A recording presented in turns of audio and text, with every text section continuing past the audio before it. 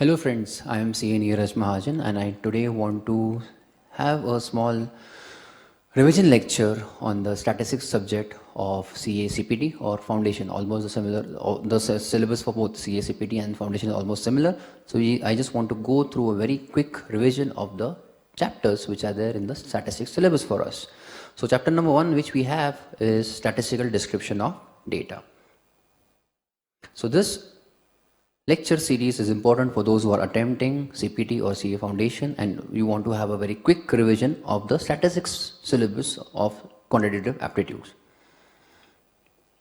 So talking about statistical description of data, the important points over here is origin of the word statistics. You might be knowing there are 4 languages in which the words of the origin of the word statistics was there. First one you have in Latin language, it was known as status. In Italian language it was known as statista. In French it was known as statistique. And in German it was known as statistic.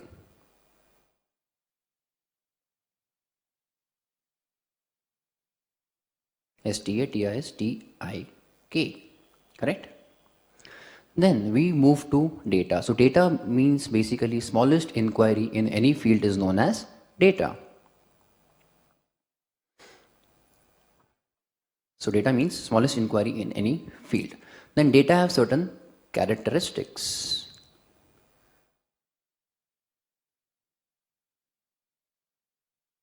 Data has certain characteristics. So those characteristics can be either quantitative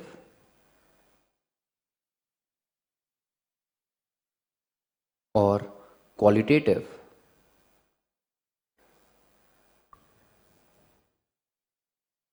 Data can be categorized in two categories, two important categories, quantitative as well as qualitative. Now, data which has quantitative characteristics are known as variable, and data which has qualitative characteristics are known as attribute. Important. So please note now, what is a variable? Variable means any data which can be quantified. That means it can be put into numbers. Whereas those data which you don't want to put in numbers or you cannot put in numbers are examples of attribute or are known as attribute.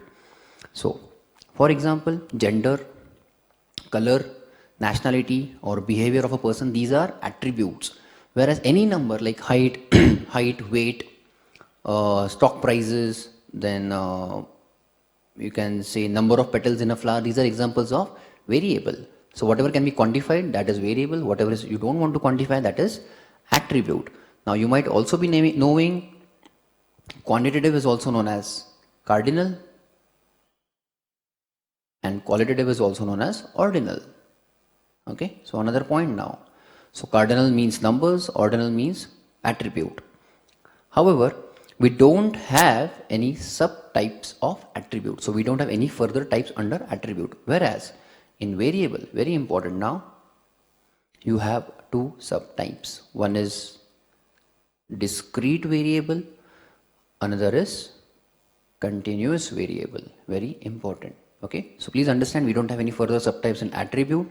We do have subtypes in variable. One is a discrete variable, another is a continuous variable. Now, as per, you can say again, definition or important point of discrete variable is, discrete variables have again limited values or limited positions, you can say. That means it cannot take any value randomly. It can take only limited positions or values. For example, let us see if I draw a number line. Okay, let us say 0 is over here, 1 is over here, 2 is over here and 3 is over here. Since it is a variable, we are talking of numbers. Now a discrete variable can take a position of 0 over here. Okay, now after 0 it can directly jump to only 1. So discrete variable may not take any position between 0 and 1. Now if I had to ask you a question, how many numbers are there between 0 and 1? Okay, So how many numbers are there between 0 and 1? There are infinity numbers. There are infinite numbers between 0 and 1. So there are infinite numbers between two unequal values. Correct. So after 0, it will directly jump to 1. After 1, it will directly jump to 2. And after 2, it will directly jump to 3. So here you can see, since there are infinite numbers between any two unequal values, discrete variables does not take those values. It can directly, usually it can only take whole numbers. Okay, integer part only. Fine. Whereas in continuous variable, again as per characteristics or definition, it means unlimited values or unlimited positions. Again, if I draw a number line with same numbers 0, 1, 2 and 3, continuous variable can take this value 0, it can take 1, it can take 2 as well, and it can take 3 as well. But it is not necessary for it to jump directly from 0 to 1. It can take any value between 0 and 1.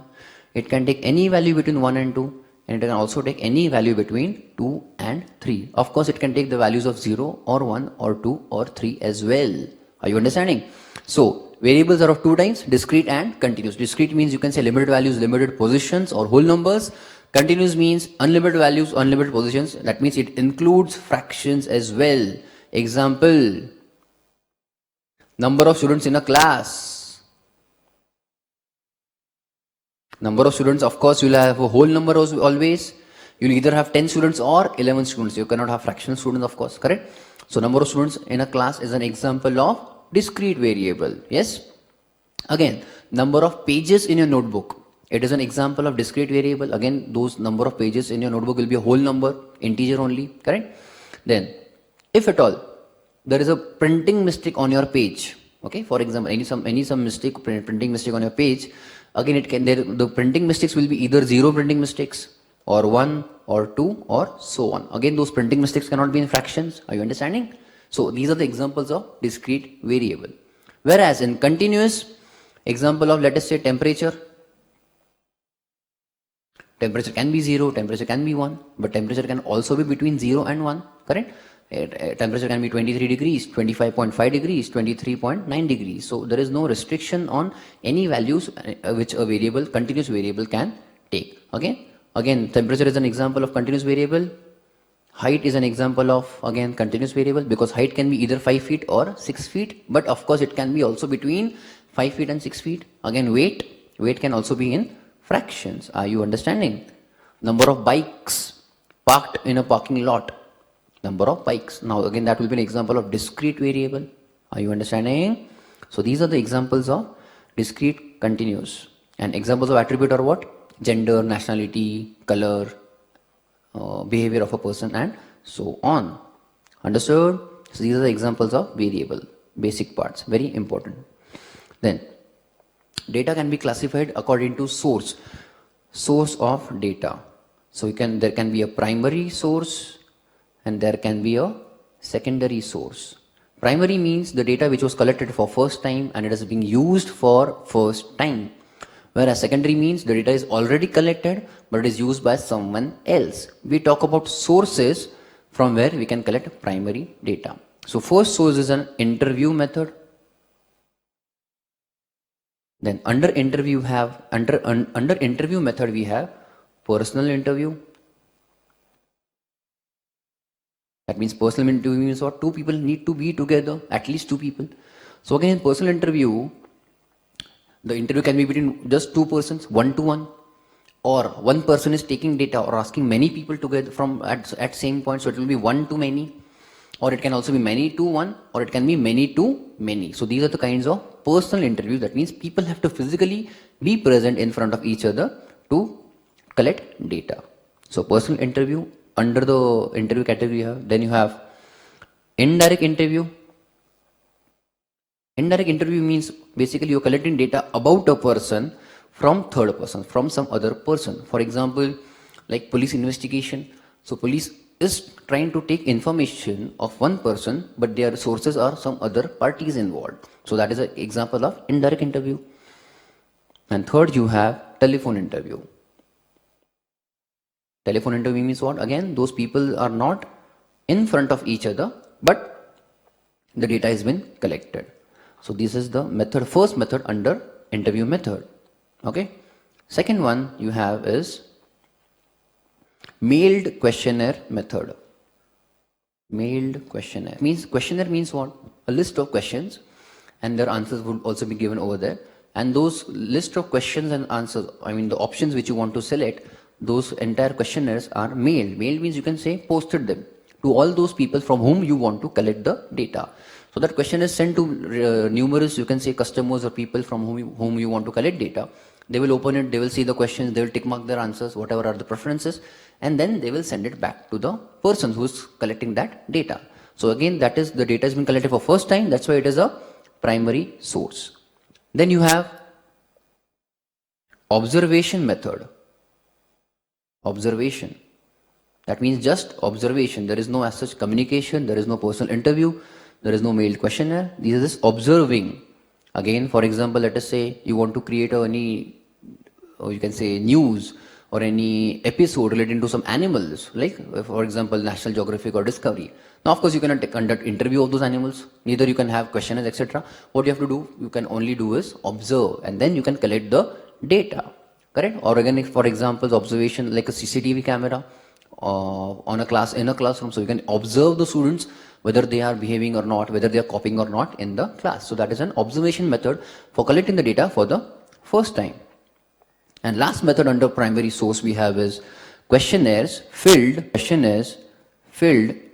and sent by enumerators. Enumerators means those people who are collecting the data. You can say surveyors or volunteers basically. So questionnaires, like in this example of mailed questionnaire we had seen, so instead of mailing that questionnaire, you send your enumerators, that means volunteers themselves, let us say in front of some park or college or anywhere you want to collect data, and your volunteers will now themselves over there tick mark the answers given by some people, from whoever you want to collect the data. And now that questionnaire is now sent back by these enumerators or volunteers back to the person who is collecting the data. So how many methods we have under primary? 4. Interview method. Under interview you have personal, indirect and telephone. Then second method is mailed questionnaire, third method is observation, and fourth method is questionnaires filled and sent by enumerators. So 4 methods. This is the primary. What is primary? Data collected for the first time. Okay? Under secondary it means what? Data is already collected but used by someone else. In that, first method we have is international sources or international agencies, those sources. For example, let us say IMF, then WHO, World Bank, etc., etc. These are the, so whenever these people publish any data, we'll call them as a secondary source or international source. So this is the first source under secondary. Then second source you have is national source. That means national means what? Government source, or that data which is released by the government officially. So any official data statistics released by the government, let us say by government of India, that will be called as a national or a government source, which is the second source. So you have international, then national government, then you have, you can say private sources, or you can say for example NGO sources, or those are NGO are also known as, let us say, semi-government sources. So those agencies which are private in nature or are NGOs or semi-government in nature, and those people or those agencies release some data, they will be called as secondary source under private or NGO. And fourth one we have is unpublished. So nowhere anything formally is published, formally in any magazine or anything. So those sources are called as unpublished. So they are not published formally anywhere. Again, for example, any research papers in case of PhD done by any person. So those research papers, if you use that as your source, they will be called as unpublished sources. Understanding? So these are the, you can say, sources of collection of data. Then you can also classify the data, classification, depending on certain type, how you want to present the data. So you can either present the data in time series manner. Time series means what? Chronologically. And important over here, it also means temporal. Okay, so temporal means what? According to, let us say, sales of a company put in year wise, 95 ka sales, 96 ka sales, 97 ka sales, year 97 ka, so on. They are known as chronological or time series or temporal data. So once you can classify the data this way, you can also classify the data geographically. Okay, so let us say sales in Maharashtra or sales in Karnataka or sales in Delhi. If you show them graphically or in geographic wise, they are geographical presentation or classification. Geographical also known as spatial, S-P-A-T-I-A-L, very important. I'm purposely giving you all this synonyms, S-P-A-T-I-A-L. So data is classified geographically. Third we had was, we already know this is quantitative wise, just numbers, quantitative. Quantitative is also known as cardinal. And fourth we have is qualitative. Qualitative is also known as ordinal. Fine. So this is the basic, again, 4 categories of classification of data. Then important now again, presentation of data. So this entire chapter is about data. Presentation of data. How do you present data? One is a textual manner. Textual manner means what? Words, sentences, paragraphs. Very boring. All the data is given in, you can say, entire text manner, paragraphs, sentences. Of course, we are talking of data, that means numbers also, but it becomes very difficult to read, very difficult to understand or analyze in textual presentation. So this is one of the ways of presentation of data. Second, you have most important, tabular, also known as tabulation. Okay, so presentation in tabular or tabulation manner. It means presentation in using rows and columns. Okay, presentation using rows and columns. So what do you mean by rows and columns? Of course you know that. So any data presented in this manner, rows and columns. Important over here, let us say you have a total, and here also let us say you have total. Here you have, let us say, particulars. Let us say you are talking about data of 11th standard commerce students and 12th standard commerce students. Then you can also classify according to gender, that is boys or girls. Fine. So if you'll see over here, you have rows and columns. So tabulation or tabular has importantly 4 parts. Entire upper part of the table is known as box head. Entire upper part of the table is known as box head. Columns and its sub-columns. So if you had any other categories in the 11th and 12th column, if you have columns and sub-columns, they are known as caption. They are known as caption. C-A-P-T-I-O-N. So columns and sub-columns are known as caption. If you see the description of rows over here, they are known as stub. S-T-U-B, stub. And the main part of the table where you are putting all the numbers, that is known as body. Okay, that is known as body. So how many important parts of table you have? 4. Entire upper part of the table, box head. Columns and sub-columns are described as caption. Rows of a table are described as stub. And the main content of the table is known as body. Of course, you can have other objects also, like table number, date of the table, title of the table, then footnote for giving the source of the information in the table, etc.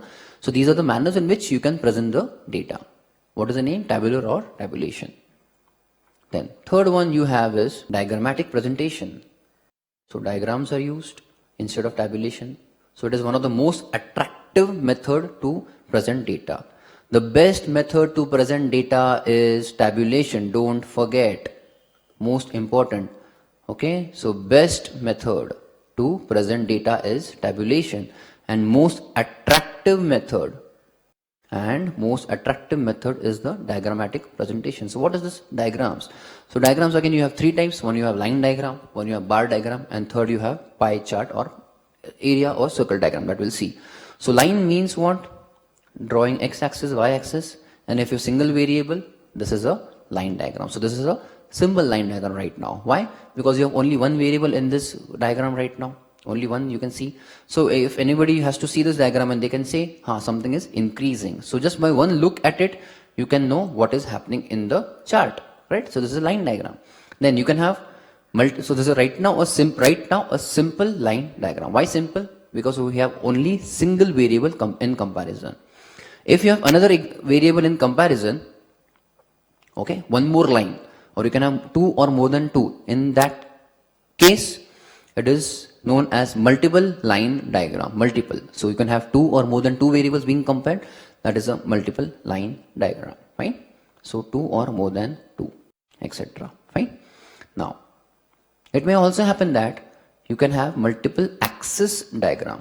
Multiple axis. Again, for example, if you are showing some units over here for y-axis as some, let us say, temperature, and in our case we calculate temperature as degrees in Celsius, correct?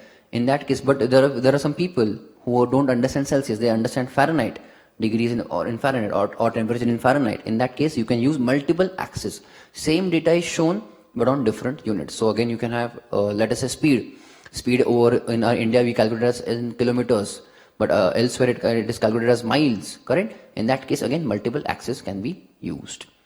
So this is a line diagram. So you had simple, multiple axis. Also you have a log line diagram, logarithmic line diagram.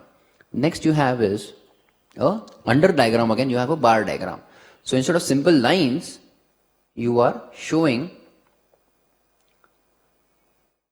these kind of bars, correct? So 1 year represents that one bar. Of course they have to be of equal width, but the length or the height, the height of the bar will go up to whatever are the corresponding values on the y-axis. Fine. Now again, in this case, right now in this example, you are seeing only one variable. That's why we can see only one bar per year, per time period. But you can have more than one variable compared every year. More than one. Are you understanding? For example, so my diagram is not very neat, but here you have the one, this is the one variable, blue one, and you have the another variable which is being compared for every year. So now again you can compare two or more than two variables every year. In this case, this will become a multiple or grouped or adjacent bar diagram. Fine? Multiple or grouped or adjacent bar diagram. Then let us say you have another diagram of x and y. So instead of increasing now horizontally, we are increasing now only vertically. If you want to compare two or more than two variables, but we don't want to increase the bars horizontally, we want to increase vertically. That means every year you will compulsorily have only one bar. Okay? Compulsorily every year you will have only one bar. However, that every bar is distributed in various variables. Okay? So if you see this green part, that is one variable. If you see this blue part, this is another variable, correct? So this blue or green could have been shown in adjacent manner, but instead of showing it adjacent manner, that means horizontally, we are showing them as vertically, correct? And this is the last variable, for example. Fine? So if you see here, the heights of the building or the heights of the bar keep on changing depending on the corresponding total of this black, blue and green goes on y-axis. So corresponding total of black, this blue and green goes up to here. In the second case it goes up to here, and in third case it goes up to here. So heights of the bar may keep on changing. This is known as component or subdivided bar diagram. Component or subdivided bar diagram. And last part, which is an advanced version of component or subdivided bar diagram, is also known as percentage bar diagram. Percentage bar diagram. As you may know, of course, percentage is out of 100. So here you have x, on y-axis you have percentage. Total can be, of course, maximum 100.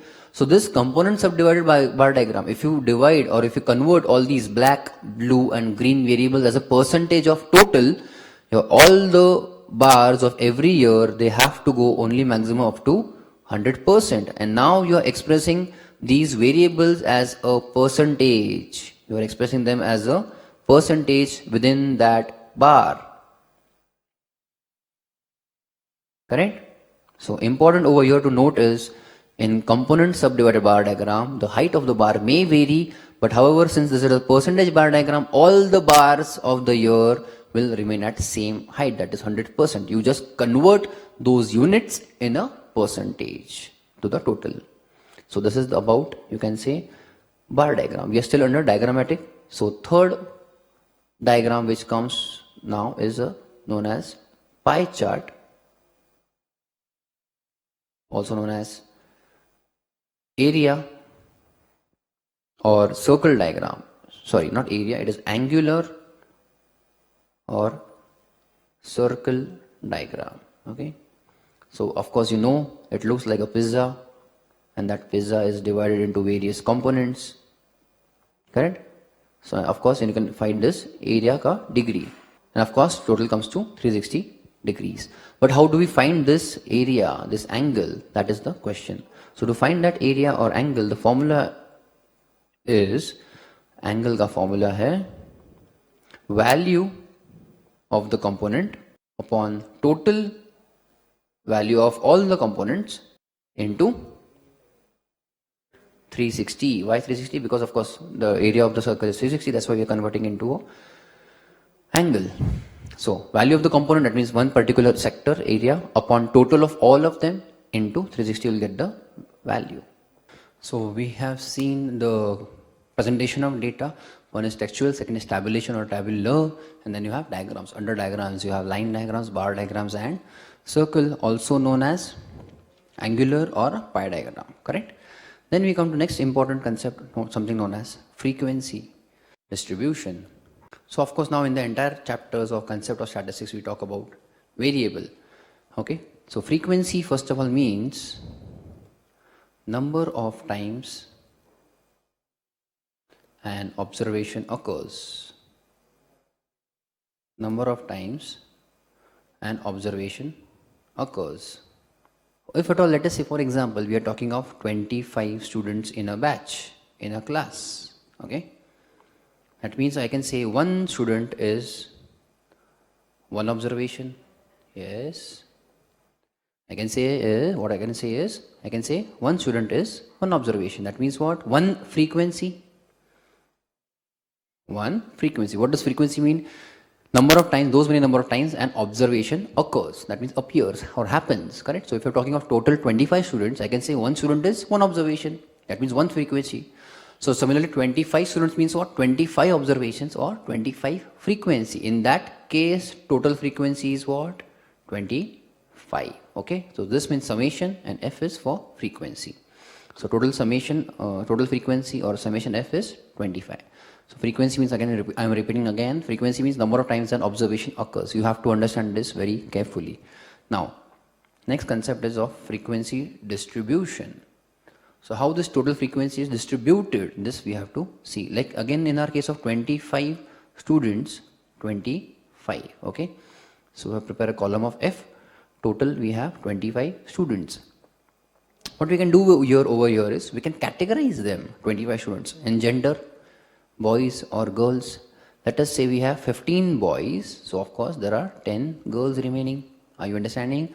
So what does this table right now show you? This is the 25 is the total frequency, and how this 25 is distributed in various categories right now. This is what? Frequency distribution. If you see here, I have divided those total 25 in category of attributes, gender, boys or girls, correct?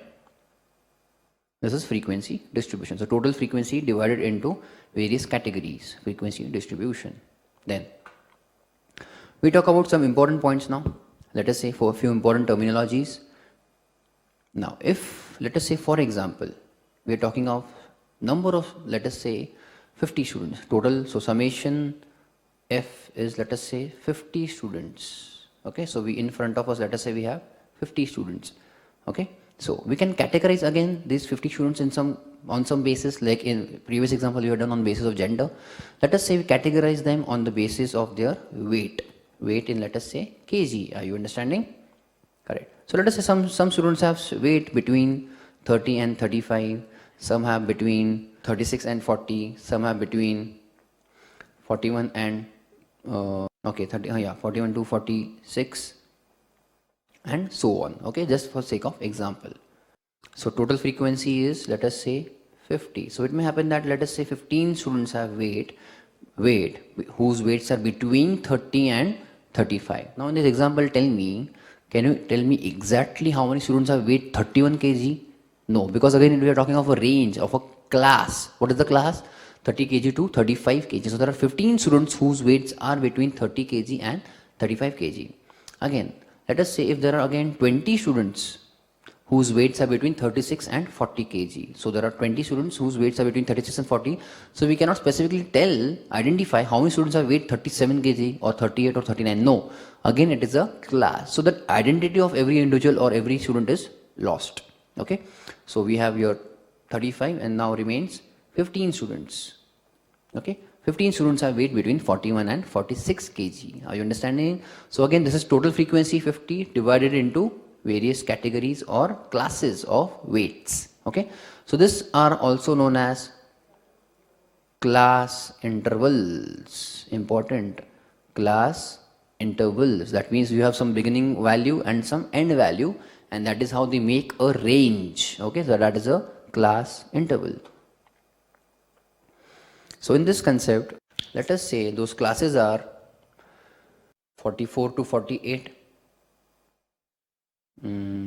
49 to 50, we have 44, 45, 46, 47, 48. So 49, 50, 51, 52, 53. Then 54 to 58, 59 to, let us say, for case of 63, for example. Now again, these are class intervals. Okay, are you understanding class?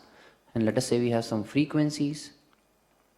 Okay, so what is the technical name of this class? This is class interval. So let us say class interval number 2, 1, 2, 3 and 4. Now let us discuss a case, a concept of class limits. So what are class limits? Class limits means the end value and the beginning value of a class. So the beginning value over here, for example, is 44 and the end value over here is something right now it is 48. So both of them are class limits. That means the beginning and the end values of a class. So the beginning value of a class or the lower value of the class is also known as lower class limit. And in this case it is 44 kg for class interval number 1. And the higher value or the end value of a class is known as upper class limit. In this example it is 48 kg. Correct? So what are class limits? The end value or the beginning value of a class are known as class limits. If you'll see over here, there is a gap.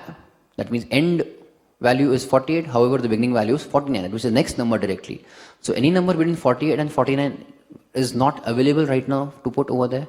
So that we have to help or we have to solve that problem. So for that we use something known as class boundary. Okay? So if you can extend a class limit, what you get is a class boundary. So the maximum or true end values or beginning values of a class, they are known as class boundaries. So if you see over here, the end value is 48, but the next value is 49. So they are not in continuity. They are not overlapping each other. What do you mean by overlapping? There is no gap at all. So right now there is a gap. So we have to remove that gap.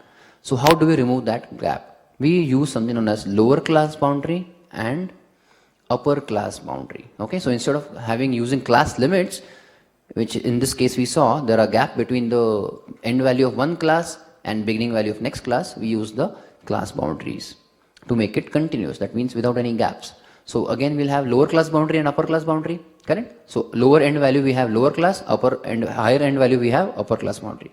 So the formula, that means how do we create or identify this lower class boundary, is LCL minus D by 2. LCL minus D by 2.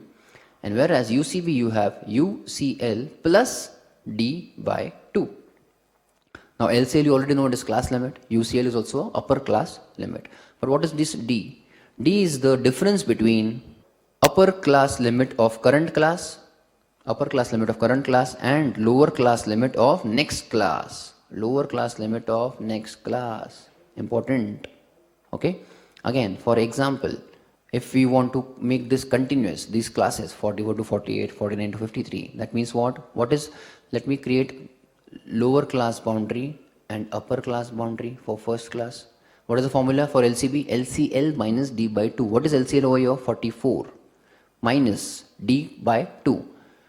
So what is D? D is difference between upper class limit of current class and lower class limit of next class. That means 49 minus 49 minus 48. It is 1.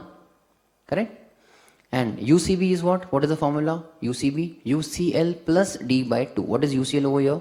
48 plus D by 2. Again, what is D? D is again 49 minus 48. That means 1. So 44 minus 1 by 2 half is 43.5. And over here it is 48.5. So lower class boundary of first class is 43.5 and upper class boundary of first class is 48.5. Now let us check that in class interval number 2 whether are we making it continuous. Okay, so second class interval, again if you want to prepare LCB, lower class boundary, what is the formula? LCL minus D by 2. What is LCL? 49. Minus again D by 2 is the same, 54 minus 53, again 1 by 2. So 49 minus 1 by 2 is what? 49 minus 0.5, 48.5.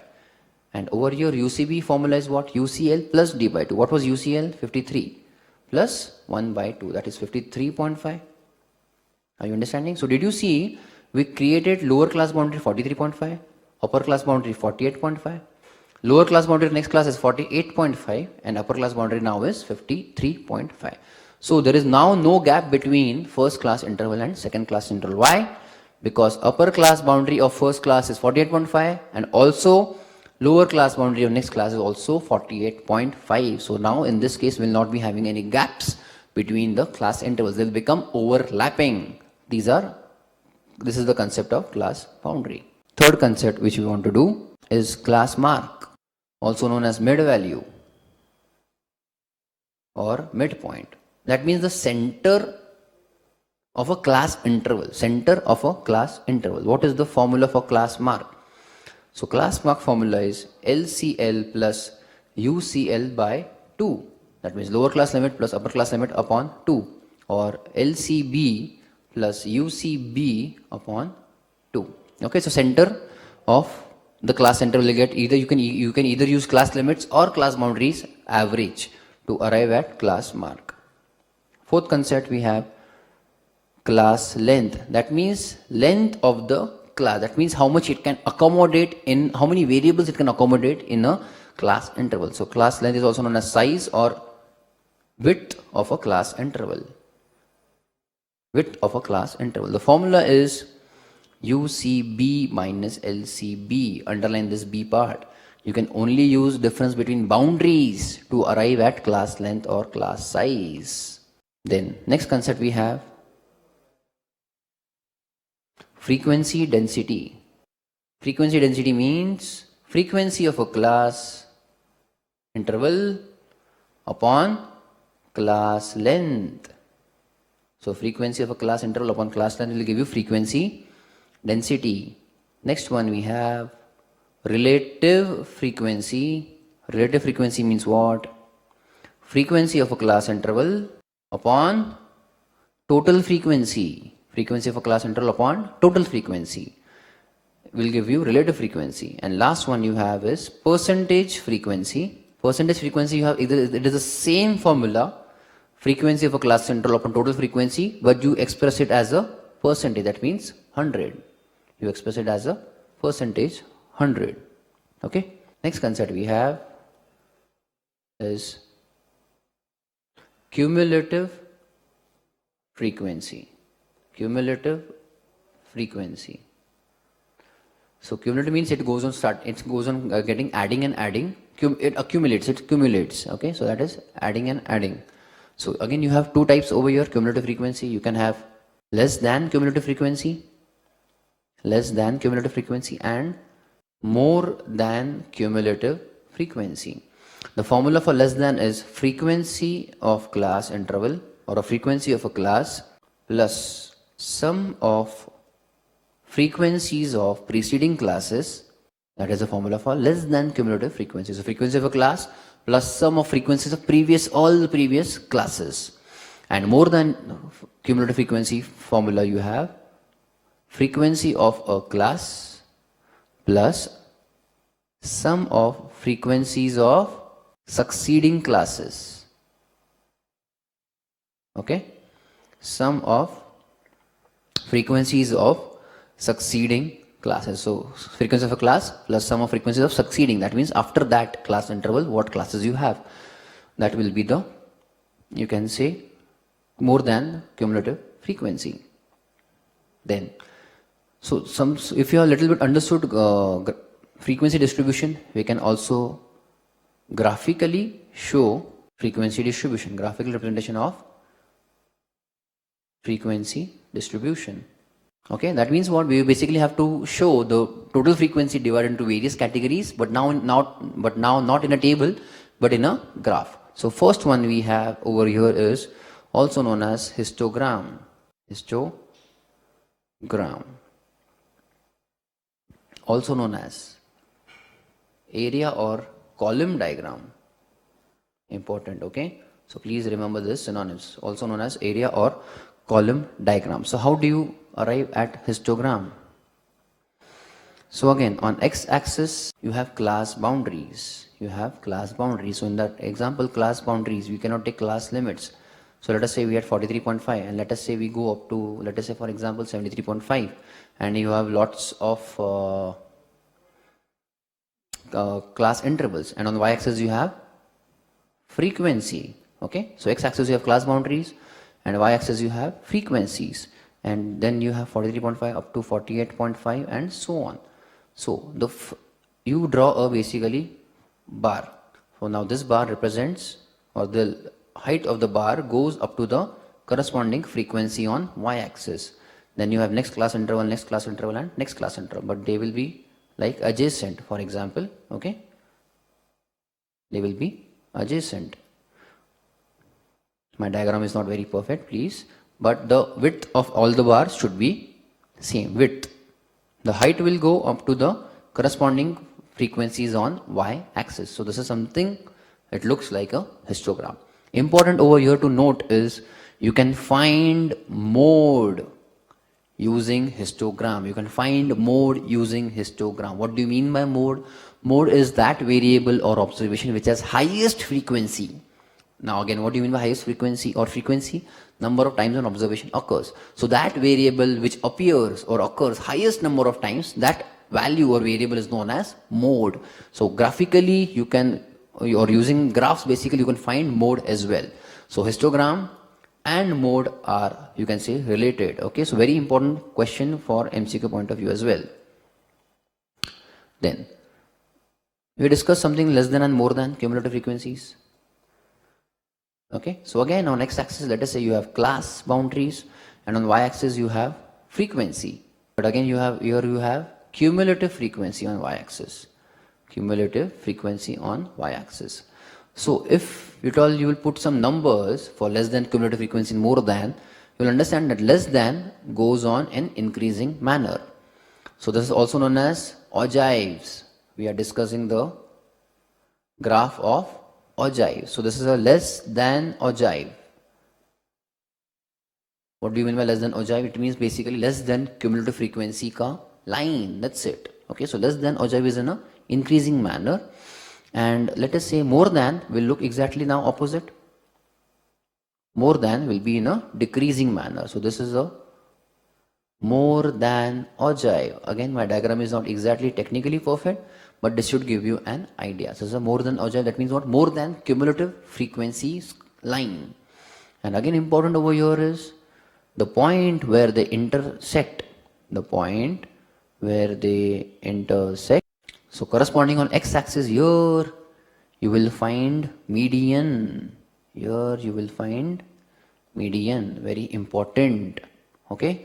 So less than and more than cumulative frequencies can be represented graphically. They are known as ogives. Less than will be in increasing manner.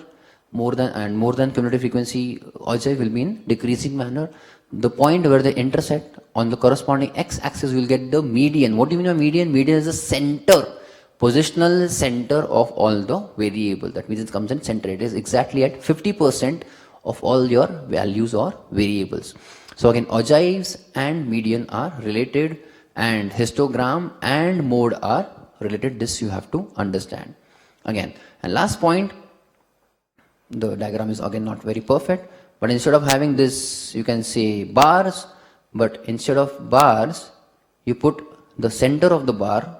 That means the center of a class interval. They are the class marks. Here you have the center of the class interval, the class marks. And if you join the lines, straight lines, of course, they're also known as frequency polygon. Frequency polygon. Okay, instead of bars, if you have straight lines connecting the frequency on y-axis, and for x-axis you are using the class mark, that is the mean value of a class interval, they are also known as frequency polygon. But important is what? Histogram mode relation and ogives and median relation. This is little bit about quick, you can say, revision of chapter number 1. Important, I just want to again discuss, if at all you have some class intervals, okay, let us say 0 to 10, 0 to 10, 10 to 20, 20 to 30. And if at all in your example, if any of the observation, let us say you see 5, you see 5, then you see 15, 12, 12, and let us say 10 for example, 10, or let us say 20 also, okay. So where will you put 5 in the first class interval? Let me give you a tally mark. 5 will come in first class mark, 15 will come in second class mark, class interval, 12 will also come in second class interval, 10, now the question is over here, 10 will come in first class interval or second. So it comes in second class interval, that means the next class interval where it is the beginning value, that means it is the lower class boundary. Okay, so 10 will come where it is the lower class boundary, that means this class interval. And now again 20, again 20 will come where 20 is the lower class boundary, that means this one. Are you understanding? So frequency is how much? 1, 3, 1 in this example. Total is how much? 5. Okay, so you have 5 observations, total frequency is 5. I hope you have understood. This is just a very basic, quick kind of revision for chapter number 1, statistical description of data. Continuing further ahead with just 2 remaining concepts over here, we have to understand something. I always ask my students whether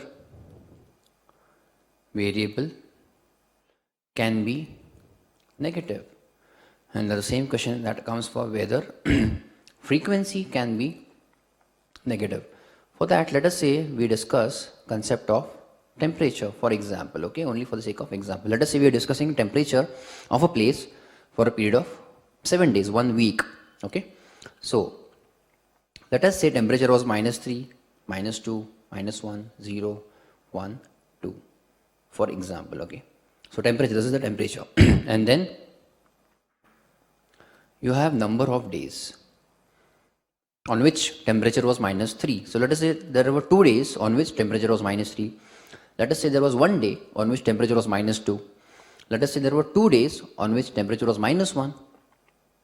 1 day on which temperature was 0. So 2 to 4, 5, 6. And let us say 0 days on which the temperature was 1. And 1 day on which the temperature was 1. So you have here 4, 5, 6, 7, correct? So we'll see here, we're talking of 7 days. My question over here is, can variable be negative? And similarly, can frequency be negative? So if you'll see over here, we have to first identify what is the variable and what is the frequency. The variable is the temperature in this case, correct? Variable is the temperature. Of course, temperature can be negative, variable can be negative.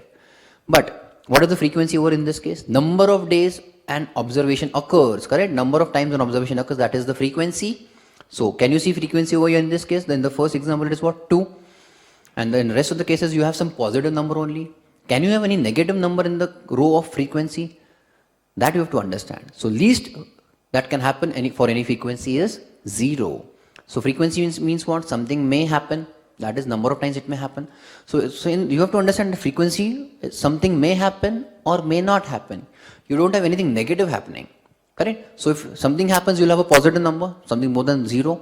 And if something is not happening, you'll have a nil or a 0, correct? But you cannot have negative frequency. You cannot have negative not happening. Understanding? So something may happen or may not happen. Frequency can never be negative. Frequency least can be 0. However, variables can take any values. It can take 0, it can take negative as well as positive. And we were discussing something of this class intervals and frequencies. Yes? Class intervals and frequencies. Let us say, I gave you an example of, let us say we have class intervals from 0 to 10, 10 to 20, 20 to 30. And you have some random, some frequencies, let us say 5, let us say 12, let us say 15, etc. and we have another class which is above 30, which says it is 5. The frequency is 5. Now the question over here is whether we have an upper limit of our variable.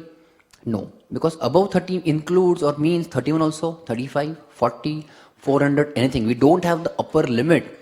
So over here, if you'll see, the beginning value is 0, but the upper limit we do not know. So this is also an open-ended classification. The end is open, that's why open-ended classification. So over here you'll see there is only one end is open, that is the upper limit. Similarly, you can have less than 10, then 10 to 20, 20 to 30, for example. Correct? Now in this case, now though, again the beginning value is not there, not available. So less than 10 means 9 also, 5 also, 0 also, negative also, depending on the data. But we have the upper limit. So again in this case it is open-ended, but again it is one side open-ended classification.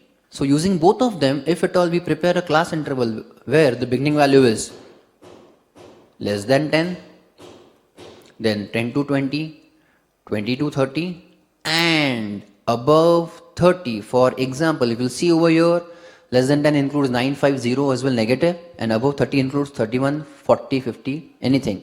In this cases, it is both side